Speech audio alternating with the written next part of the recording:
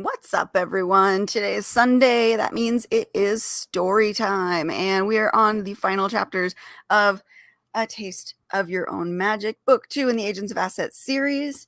And this is the final chapters. This is the big moment. We'll see what happens. But it is Mother's Day today, so I want to take a few minutes just to say to all people out there who are mothers, good job, guys. We know it's tough. I'm a mom. I've got 3 kids. It is not an easy job. It does not come with a manual, and we do what we got to do. But also for those of you out there who have rough relationships or no relationships with your mom, your feelings are valid too. Not everyone gets, the mother that they hope for. And I know on a day like today, when everyone is saying how wonderful and special moms are, people who have those not so great relationships with their mother for whatever reason, it can be rough. So I feel you. I got the same thing going on in my life, and know that your feelings are valid. And I know this day can be tough for you as well. So as I always say, take a little time for self-care, do something nice for yourself today.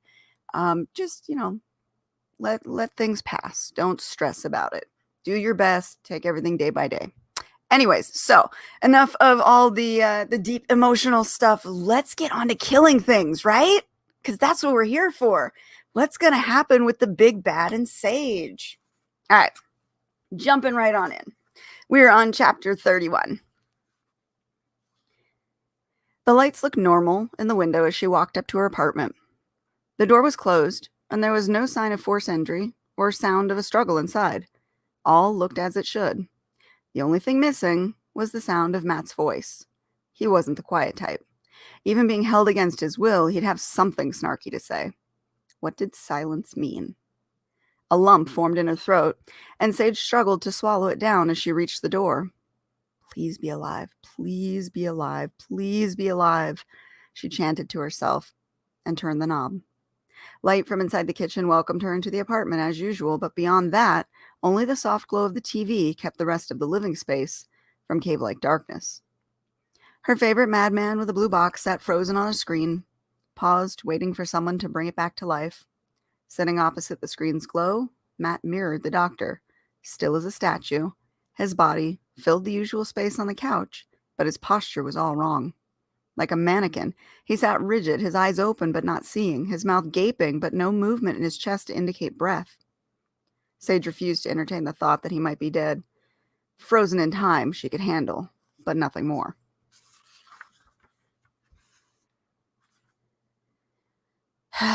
I'm here to storm the castle, Sage called out, more to give the illusion of courage than from true bravery. Her knees threatened to buckle with each step she took towards the silent roommate. You're late. Thalia stood from her position on the recliner. She came face to face with Sage, smiling as if she'd already won. Dinner's gone cold. You want me to nuke it for you? Up close, Thalia could have passed for a 10-year-old, as small as she was. Sage wasn't exactly a giant, but she never had to look down to anyone. Thalia's face had an ageless quality that added to the deceptively childlike appearance. A pair of erect ears sat atop Thalia's head, tipped with black fur that transitioned into long ginger hair running midway down her back.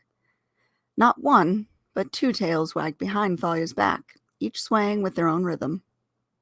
Ready to make a trade? Despite Thalia's size, the voice that came from her little body left no doubt she was a woman, and one who was very confident and very much aware of the advantage she had. I'm done with games, and seeing as you're in my house, maybe it's time you leave. Sage whipped a finger towards the door. Thalia laughed so hard it caused the large amulet hanging around her neck to bounce free from the folds of her cloak. A gaudy thing, hanging from a heavy silver chain, the stone was as large as a child's fist.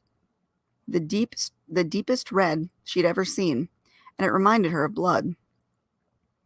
But as she moved, the facets caught the light, and Sage caught glimpses of people imprisoned within.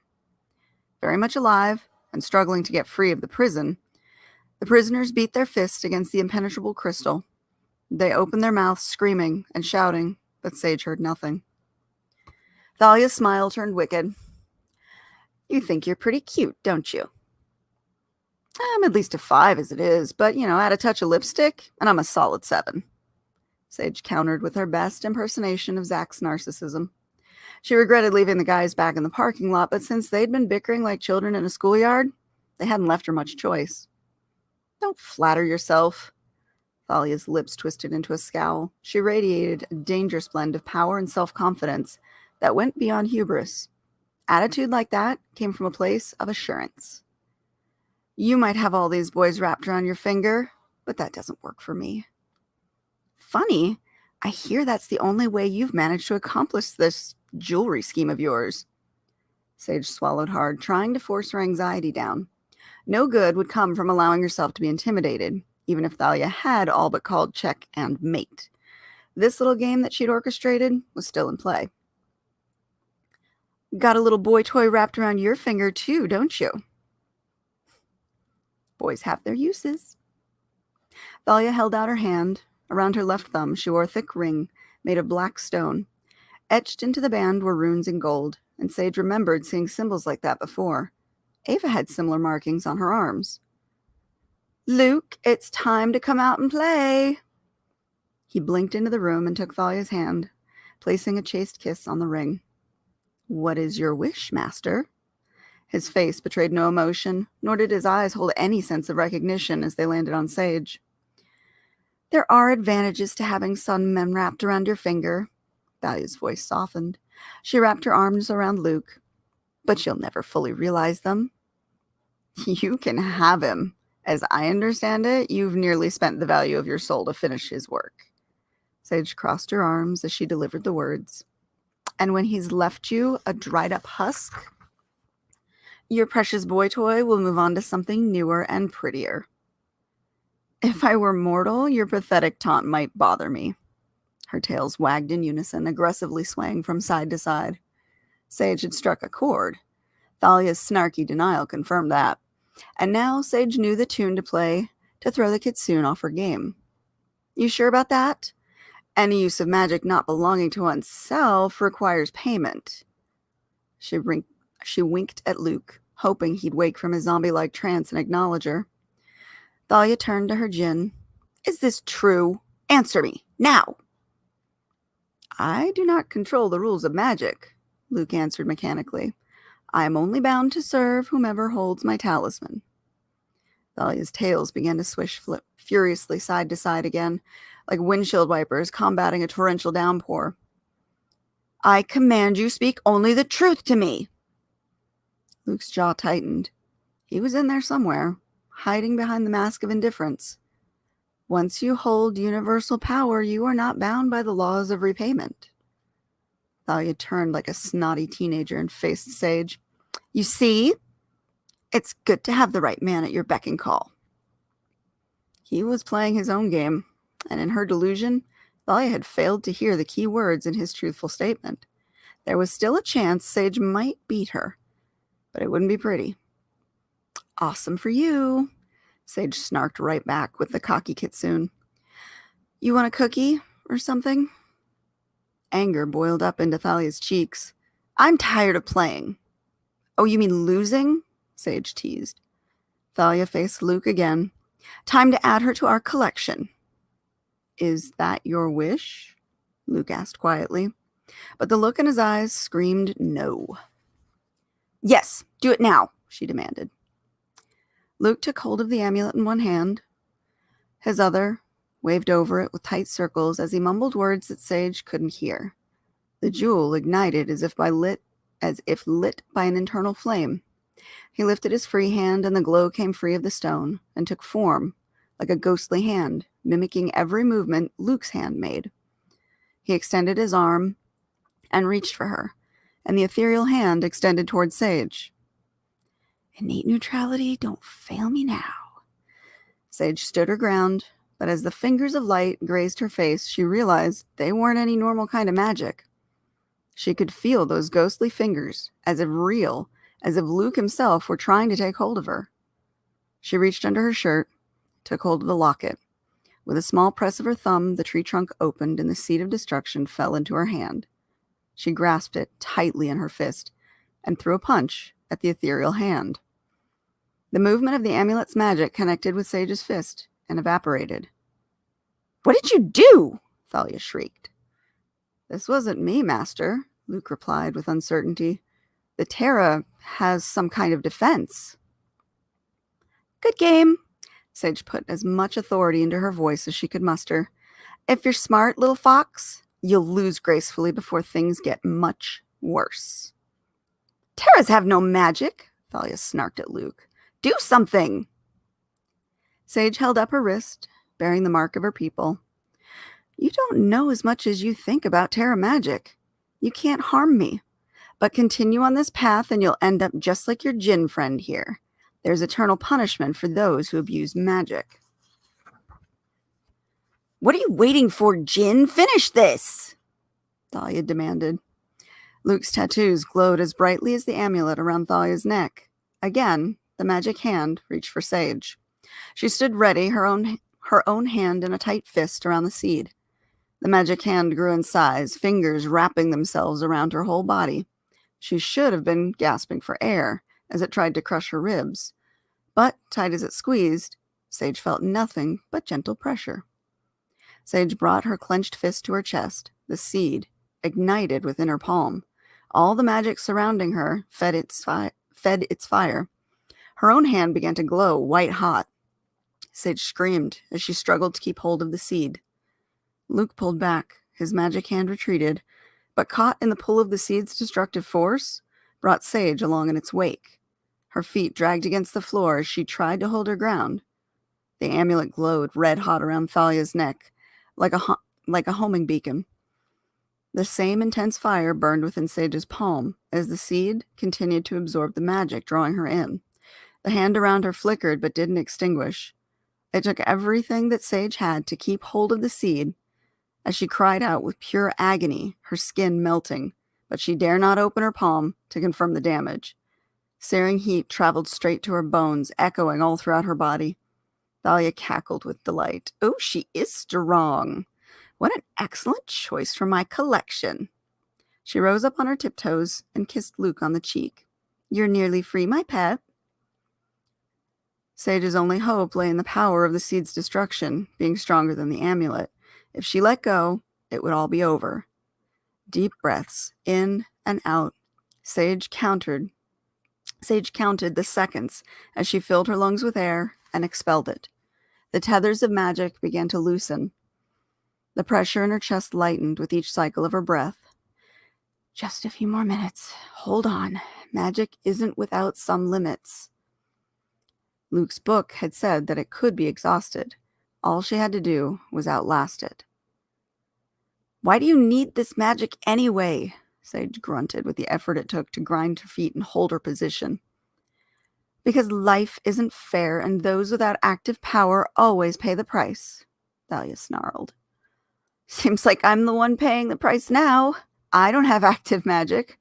Not very fair, is it? Sage ground her teeth, not sure how much longer she could hold on.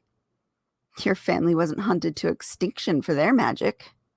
My mom was killed protecting magic. She lost control for a moment, and the ethereal hand pulled her in closer. She was the only family I had, the only family I knew. Not the same. What are you doing? Why isn't this working? Thalia snapped angrily at Luke. I don't know, Master. I'm afraid I don't have enough power to complete the transfer. He waved his hand harder around the amulet, strengthening it. Sage tripped and fell with the strength of it, tripped and fell with... One more second. I can read. I really can. Sage tripped and fell. Face forward into the ground. Fear threatened to undo her the moment her hand slapped the floor. She pawed at the linoleum, thinking she had lost the seed in her tumble, but as she lifted her hand, she saw it glowing from within her palm.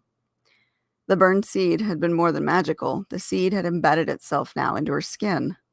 She scrambled to her feet, searching for something to help anchor her. Luke's magic hand had yet to exhaust itself, and its pull was still tugging her in closer. If she touched the amulet before that, she might end up trapped inside, seed or no seed, and she couldn't let that happen. She gripped the kitchen table with her free hand, and when that failed, and chairs provided no help, she clawed at the wall dividing the kitchen and living room. She held for a moment before the wood splintered and sliced her fingers. Thalia extended her own hand to welcome Sage home with a deadly embrace. Sage spotted the ring, Luke's ring, a black stripe on her palm, a black stripe on her pale skin. His talisman. She gave... Bleh, I can talk. I really can. She gave into the pull of magic, and her pain faded. Sage's body floated as if riding on a wave of ocean current towards the shore. Sage smiled, and she reached for the ring on Thalia's hand as she closed in. Heat started again deep inside Sage's palm, like a wildfire consuming her body. She screamed, but everything went silent. An explosion of light washed over everything and whitewashed Sage's vision before her world faded to black. Chapter 32. Sage opened her eyes to the angry sight of Thalia standing over her, clutching the glowing amulet around her neck. "What have you done?" the kitsune snarled. "Stopped you from completing that?" Sage didn't dare turn to confirm what had happened to Luke. If the pain in her hand was any indication, he was probably 10 times worse off. "I've neutralized your Djinn. It's over." Smoldering rage burned deep within Thalia's eyes. "You took away my toy. Now I take away yours." One hand on the amulet, she stretched out the other and pointed to the splintered wood. Before Sage could utter a protest, Thalia sent the splinters flying through the air, straight at her roommate, who still sat paralyzed on the couch. His body remained frozen as the shards of wood sliced through his skin. There was no sound, no flinching, but there was no mistaking the blood that dribbled down his neck. "Matt!" Sage screamed and jumped to her feet, lunging at Thalia. The kitsune dodged. Claws grew from the end of Thalia's fingers, and her teeth elongated as her skin began to take on a rusty glow. "You're next," she snarled, and slashed a clawed hand at Sage. The seed had burned itself so deeply into her palm, Sage no longer needed to clench her fist to hold it. She dodged the claws and spun away from Thalia's attack. "Your magic is useless on me, you know that." Sage held her arms out open. "But if you think you can take me one-on-one, come at me." "I have more magic than you can possibly imagine," Thalia taunted. "All but the most important." Sage looked for an in. She was desperate to get her hands on the amulet before the kitsune used it again. "Don't you know why we Terras are so feared by the other classes?" "A.S.S.E.T has an excellent PR department," Thalia scoffed. "Innate neutrality. Lay a hand on me and all your stolen magic goes bye-bye." She waved her hand to drive the point home. "I would have thought a kitsune would know better. Aren't you supposed to be smart?" "You're bluffing. I've never heard a Terra be able to steal power." "Steal? No. Neutralize. Say goodbye to all that immense power. I can't use it, but I can make damn sure you never do again." Sage circled around Thalia, casting quick glances at Matt, whose body began to slump slightly, growing paler as his blood stained the couch. She wondered if she touched him with the seed, would he wake up? "Luke, immobilize her," Thalia shrieked. Luke rose from where he'd fallen on the ground and lumbered towards Sage. His expression lacked the life that she'd come to know. His eyes had lost their silvery luster, and still, he moved as commanded, and magic or not, he had her in size and strength. She met his eyes with a look that said don't, but unable to resist a command from his master, Luke reached his hand out to touch Sage. The moment his fingers connected with her body, he shuddered. Luke's eyes widened as he moved to pull his hand away, but found himself stuck. The seed again ignited in her palm. She reached out and placed her hand open palm on Luke's chest. What little magic he had left tethering him to his master began to flow from him, feeding the seed's power. When she looked into Luke's eyes, she expected to see pain or fear, but he surprised her with a look of complete serenity, as if he welcomed this end of his magic and possibly the end of his life too. Eyes watering, Sage struggled to keep her composure as she turned to face Thalia. The ring on her thumb glowed too, but the glow faded with each second that passed until its light finally extinguished. Luke crumpled to the ground. You see? Sage pointed her other hand towards Thalia. A little superhero theatrics to give her words more power. Come at me. Thalia gripped the amulet tightly around her neck as her gaze turned from Sage to Matt and back. What if I save him? Will you let me go free? Give me the amulet. He's going to die, Thalia replied. So will you. We can do this the easy way or the hard way. You choose. Thalia bolted, heading for the front door. She opened it and ran smack into Gray, who knew how long he'd been standing there on the other side. Don't touch me, Thalia screamed, throwing her hands up in the air as if afraid to touch Gray. She spun around to face Sage. Remember, Sage walked slowly over to Thalia and reached out her hand. I gave you a choice. She placed her palm to Thalia's forehead. You chose wrong. The light of Thalia's magic glowed brightly until the seed had absorbed it all. Her human form shrank as she faded into a fox, her firstborn form. Gray scruffed the little squirming beast and quickly shoved it into Matt's gym bag sitting by the door. The amulet fell, shattering as it hit the ground. Wind exploded from the amulet as it broke, and the force unleashed blew all the windows of the apartment out. Swirling like a cyclone in reverse, it expelled angry clouds of magic within the apartment. Sparks of lightning and thunderclaps belched from the swirling cloud. Two gorgeous women with eyes like glittering tourmaline and hair as rich as spun gold materialized in front of Sage, dressed as if they'd been taken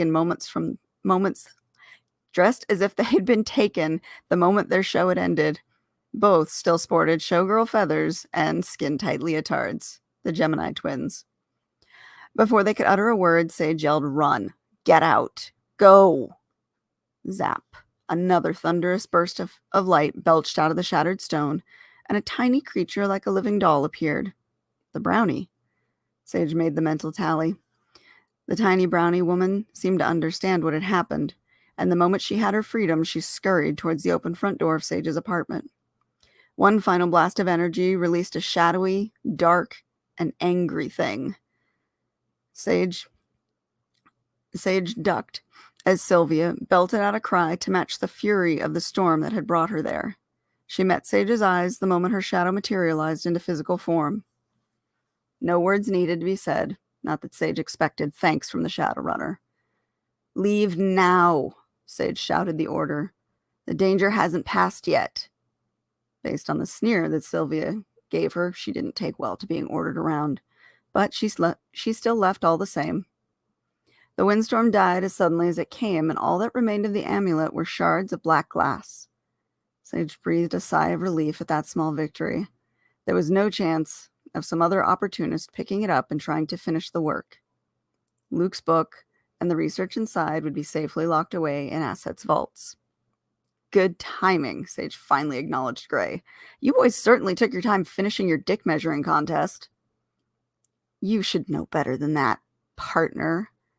Gray dropped the squirming bag of kitsune and helped Sage to her feet. We've been here the whole time, watching you work from the window. He winked. I knew you could handle business, but I had to distract Fangboy long enough to avoid awkward questions. Speaking of blood, I need a medic for my roommate now. Sage turned, and Zack was already at Matt's side, taking an interest in the blood that ruined their couch. How he had gotten past her was a mystery, until she saw the shattered window. You keep away from him, she panicked. Vampires and blood, never a good combination. Zack straightened and turned to give his full attention to her. Hands up in the air, he made a valiant effort to show her that he wasn't a threat. I'm sorry. He's too far gone, Sage. His voice held no hint of sarcasm. She got him good. Her whole world came crashing down. This wasn't how things were supposed to go.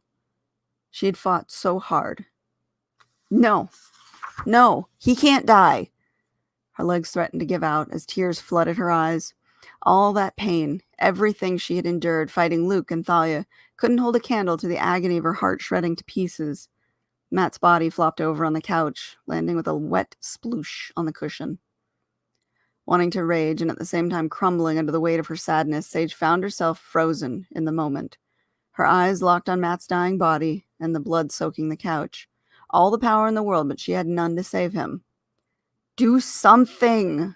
She forced the words from her mouth with all the power of a mighty roar, but her strength had left her with only a mouse-like whisper. I may have a solution, Zack offered cautiously. The muscles in his face tightened, and she caught the flare of his nostrils. He was no doubt tempted by the smell of blood, but there was no pleasure to be found in his eyes, only sympathy. But this is not something you choose lightly. She knew, without explanation, what that meant. Why? Why would you do this? Not for him, I assure you. He's nothing to me. But you. Zack's eyes mirrored her pain. I can't see you like this. Maybe... He dropped his gaze and picked at his fingernails. If Gray or I had gotten here sooner, perhaps this situation could have been avoided. If I can help make things right, I will. Gray had done a good job of keeping Zack out of the loop. His admission sounded genuine enough, and that heaped more guilt on top of the weight already pressing down on her shoulders. Between the uneasy feeling of his admission and her desperation for Matt's safety, Sage couldn't get the words to move from her brain to her mouth. What was he offering? That went well beyond just a favor. Making things right was a stretch as well. Turning Matt to keep him from dying came with consequences of its own. Matt might not want that life. Will he? Sage wasn't even sure how to finish the sentence. Oh, he'll be the same Matt you've always known, just slightly different diet. Zack answered as if already rehearsing the speech. Gray cleared his throat. That's putting it lightly. He's sentencing your roommate to a lifetime of darkness. There are consequences, yes, but compared to the alternative? Zack inhaled a deep breath and blew it out slowly. Even in her current state, Sage could see just how hard this was for Zack being so close to all that blood. Take a moment, but no more than that. His eyes closed as he took in another breath. He doesn't have much time left. Sage turned to Gray. How could she make such an important decision like this with no time? Selfishly, she wanted to scream yes. Losing Matt was like losing a piece of her soul, but cursing him to an extended life? That could just as easily backfire and cause her to lose him for eternity. What do I do? Her voice cracked. He would live. Gray's face blanked of emotion, but behind the mask she saw the tense muscles holding strong. Had he faced this decision before? Did he know something and didn't want to say? She opened her mouth to try and give her thoughts sound, but he beat her to it. If life is all that matters to you, save him. Would he hate me for it?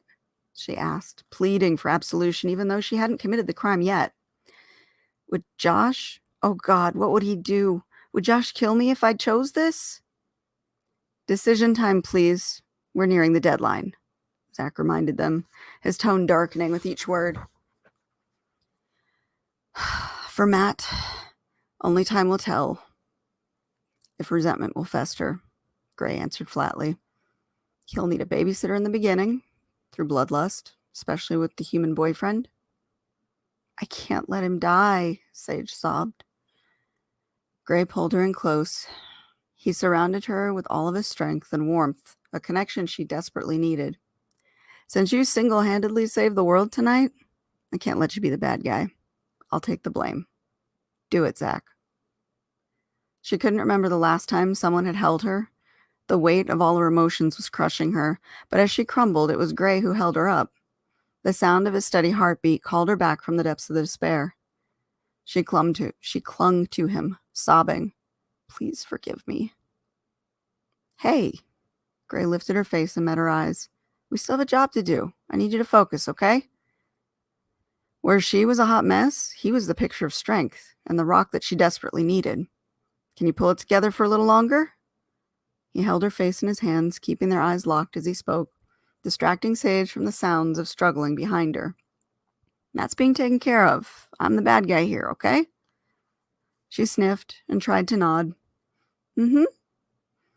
Part of her understood why Gray was aloof most of the time. The job was brutal. This was still technically only her first week as an agent, and she'd been chewed up and spit back out by it. In the space of a month, she lost her mother, killed someone, nearly died twice dealing with vampires, and now was cursing her roommate to an extension of his own life. At some point, tears had to stop falling. No one could remain sane, constantly feeling all this emotional pain for eternity. How long would it be before she turned it all off? Matt's duffel bag squirmed at her feet. Thalia. Focusing her negative energy helped pull her from the darkness. Taking her magic and human forms were just the beginning. That little beast deserves so much more payback for the problems she'd caused. What do we do with that? Anger turned up the volume on Sage's voice. Cage her up, take her back to A.S.S.E.T? Gray replied. That's too good for her, Sage growled. She turned her head to look towards Matt, but Gray grabbed her face. Look at me, not him. We're agents first. No revenge. We got to do our duty. We need to take her in. If we have to. Trust me, she's not going to have it easy. She's probably wishing she were dead being trapped in that sweaty gym bag. Is it supposed to make me laugh? She failed to see the humor. Yeah, this job's going to suck sometimes. Not everyone lives. If you don't learn to appreciate the small victories, it'll eat you alive. I lost my mom. I lost Matt. Is that all there is, losing people? She asked. Sometimes you gain people too. Sage. Gray threw an arm around Sage's shoulder. We do have good days too, you know. How many have you lost? She asked. Oh, I'm not drunk enough for that conversation. And you never will be, Sage replied. All she wished for at that moment was a good stiff drink, but she knew it would do nothing to numb the pain. One day, I'll tell you about the woman I loved. Matt let out a painful moan behind her, and Sage snapped to attention. She was at his side in a flash. Talk to me. Say something. She hovered over him, afraid to touch him. Her hand itched where the stone still sat buried in her palm. Please don't hate me. What happened? Matt rasped, as if he had spent a week in the desert with no water. He brought his free hand up to his head. I'm not dead, am I? Sage looked at Zack, pleading with her eyes for him to give her an answer that Matt might accept. You're gonna want to take it easy there, buddy. Zack pressed a hand to Matt's chest, keeping him from sitting up. You had a bit of an accident, but I'm here to help you through it, okay? You promised you would never bring your work home. Matt's tone turned angry, but his voice didn't rise past a dry whisper. You can hold that over me for the rest of eternity if you want, as long as you're alive to hate me. Sage reached out a hand to him and immediately pulled it back, slapping it over her mouth. Matt might be alive-ish, but with the seed buried in her palm, one touch would certainly kill him. Zack tilted his head curiously, his eyes narrowing as he looked her over. We're going to have some serious words, you and I. Matt strained to speak. His breath was labored, as if he were struggling. We may need some quiet time here, Zack whispered. There's a lot to process. Sage? Matt whimpered. You're going to be okay. We'll talk later. She stood and looked at Zack. Take care of him. I know. Or you'll have my head, he replied. Thank you. She wanted to reach out and hug him, but the itch in her palm stopped her. Just holding her arms out wide, she pinched her eyes closed and growled in frustration with this new complication. She dropped her arms and spun around to face Gray. We need to get out of here, now. Right. Still have to get back to A.S.S.E.T. Gray picked up the duffel. Ava's probably already set up a cell for us. Maybe right next to Foxy right here. I shook the bag, making Thalia chitter loudly as she tried to claw her way out of the gym bag. Take care of him, Sage gave the order to Zack once more. If we survive Ava's wrath, I'll be back. Chapter 33. What happened to the weapon? Gray asked as they took the path to the night gate. I think I'm the weapon now. Sage held out her hand. The seed had burned straight through layers of her skin, and in that time, since she'd last used it to reduce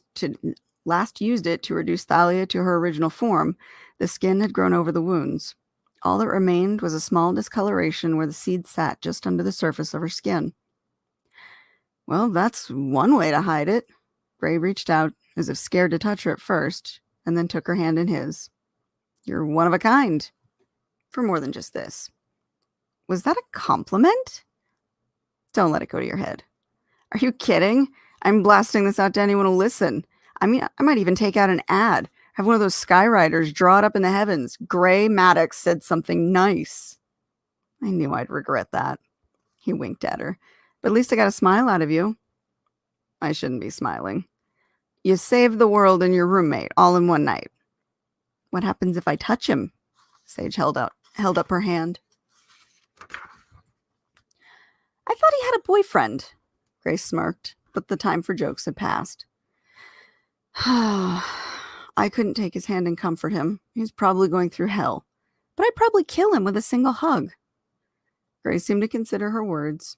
They walked silently for a few moments before he finally spoke up. Ava knows about the thing? Yeah. Sage's shoulders slumped. She'll want to keep this whole situation hush-hush, you know. What explanation are we going to give, then, for your new superpower? Just that? I'm a special kind of Terra? No one saw how I did it. Anyone watching would have seen me touch Thalia and Luke. Sage hadn't even thought about Luke. She'd taken his power, that much she knew, and she'd broken the connection between the ring and him, but she didn't remember seeing him lying on the floor as they left. She stopped in her tracks and glanced back towards the apartment. What? Gray asked. Under the shadow of a stairwell, she caught a miniature explosion of hot ash being flicked from a cigarette, and a pair of silvery eyes behind that vanished into the darkness. She couldn't be sure it was him, but it no longer mattered. Luke had earned his freedom, in whatever form that came. Hey, Gray snapped his fingers in front of her face. You sure no one saw you use the weapon? I saw Sylvia when she came out. She was looking at you with suspicion. Gray tossed the duffel with Thalia on his shoulder and mounted his bike. You don't think she realizes... Sage wondered aloud. We'll need to make sure Ava gets a complete report, and maybe you should consider keeping that weapon where it is for a while longer. You know, safety first. Until I start to be used as a weapon, Sage warned him. There was the reason I was chosen as guardian. I didn't want to use the weapon. I had no choice here. But once word gets out that it or I or whatever can use it, more are going to come and try and claim its power, and by extension, me. When did you grow up?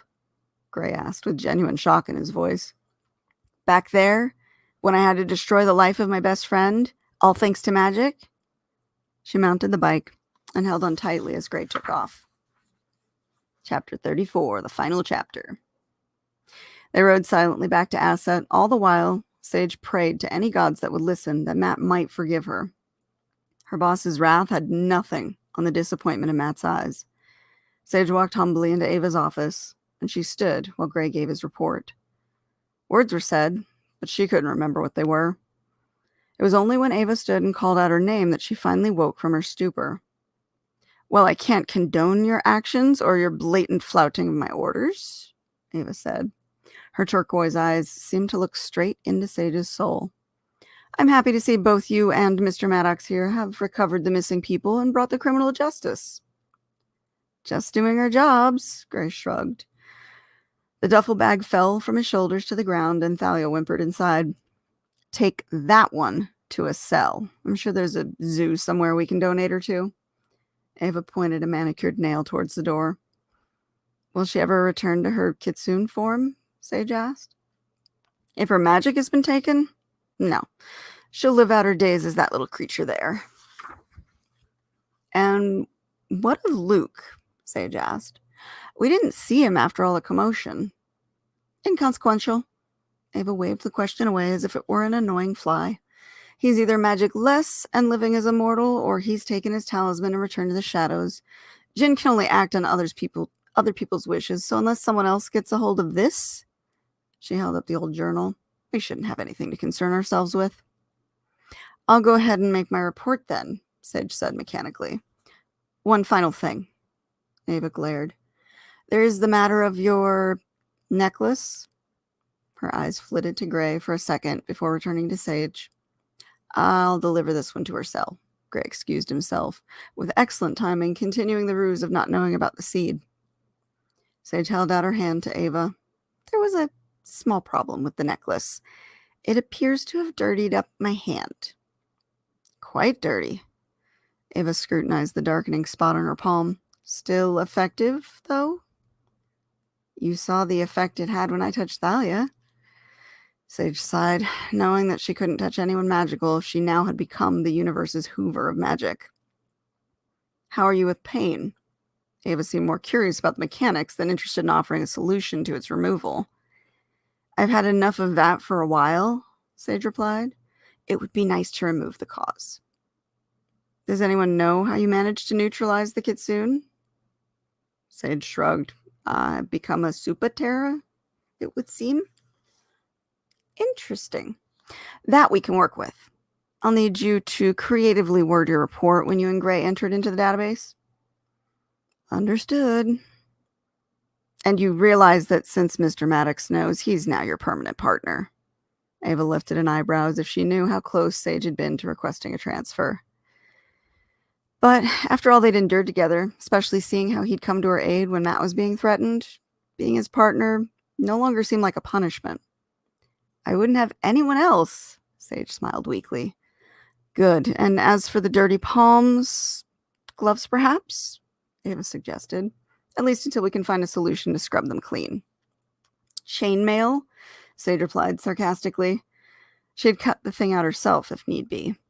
That silver locket seemed to shield the weapon before. Ava's tone held no compassion.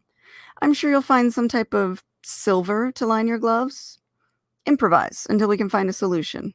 Without understanding the nature of the thing that it's created within your body, we can't just slice it out. Thanks, Sage breathed, knowing that Ava intended to have the seed removed, though not when. She'd hate to be strapped down with that power for the rest of her life. If silver gloves worked, at least she'd be able to manage until then. We'll discuss surgical options when things have cooled down for a bit. For now, go home, rest, and take care of your domestic issue. Dismissed. That's it. So, how did we enjoy the end of that? Anybody still hanging out with me? I know that was a bit longer than normal, but like I said before, those chapters all kind of had to be read together because they all, like, really fast. They move from one to the other. Rebecca says, Supatera. I need to get that on a t-shirt now. Supatera. Exactly one silver rhinestone glove. With a fedora too. Oh, there are so many funny jokes that can be made about that. Yes. Loved it. Thank you, Rebecca. Thank you, Regine, for hanging out. I am so glad that you guys follow along and have fun picking on me. How many flubs? Anybody count the flubs today? Because there were a bunch of them. There was a while there where I was doing good. I was reading without flubs, and all of a sudden it was like I just couldn't speak. That was crazy. Good job on the ending. So was the ending, what's the word I'm looking for here? Was it predictable at all, or did it surprise you how things played out? And then, of course, the next question that follows along with that is Matt going to forgive Sage? What is their relationship going to be like going forward now that she's essentially doomed him to eternity? Although we can blame Gray. Gray technically gave the order. And that was very nice of him, very uncharacteristic, it seems. Once you learn more, it is kind of in his character. But at this point, very, very odd for him to just volunteer to be the bad guy. So what did you guys think of that? Because I was kind of hoping that would be a good shocker and a good twist for the readers when I wrote it. It was only like 5? Hell yeah, I'm getting better. Let's face it, there will always be flubs. There just will always be flubs. That's part of the fun of doing live readings. You get what you get and you don't throw a fit. And you get to pick on me, which is always fun. I welcome it. So anyways, thank you again, guys. Please post some comments below. Tell me what you thought of the Matt situation. Tell me what you thought of the Gray twist at the end there. And what do you think is going to happen to Sage going forward now that she's got the seeds stuck in her palm and she can't touch anyone magical? That's going to be fun. Remember, this book series is 4 published right now with 5 close to being done. I said it would come out this year. I'm still kind of on schedule for that to come out this year, and I don't want it to take too long before I get to the next one. So essentially 5 should be out this year, but there are 2 more that we haven't read yet. So if you would like for the next Storytime series for me to read the next book in the series, let me know in the comments. I will be posting a poll in my Facebook group, and I'll also post the link so that you can find my Facebook group. But if we want to continue on with A.S.S.E.T, there's 2 more books left to read. And if we want to try something differently, I will put that into the poll because there's a lot of different books. Oh, hold on. We got a comment here. Surprising yet inevitable. Like there's a book 3 and the blurb lists some people you know didn't die, but how to get from chapter 30 to the end was a good journey. Okay. All right. Yeah. For those of you who have read the blurb on the back, you know there's certain things have happened. Spoiler alert. But for those of you who are just following along real-time journey with me as we read these, it leaves a lot of questions up in the air. And that's what I tend to do with a lot of my books. I close out the immediate plot, but I leave lots of little threads that I can pick on later so that I can continue the series. And that one definitely continues. There's a lot of problems with Sage and the seed of destruction in her palm and the issues with Matt and how that plays out. Because remember, guys, Matt is her touchstone to reality. He is, the closest thing to family she's got. So he is very important to her, and her relationship with him has to be good for Sage to feel okay. All right. So we're at 47 minutes. I've ran long, and I want to say thank you again for hanging out. I will see you guys very soon. I will put the poll up and the link for you to follow so you can tell me what we should read next. And until then, have a great day. Remember, take some time, do something for yourself. Self-care is important. And hug all the mamas out there. And for those of you who have issues with the moms, your feelings are valid. Don't worry about today. Don't stress out about today. Your feelings are definitely valid. And I'm sending you virtual hugs too. All right. Bye, guys.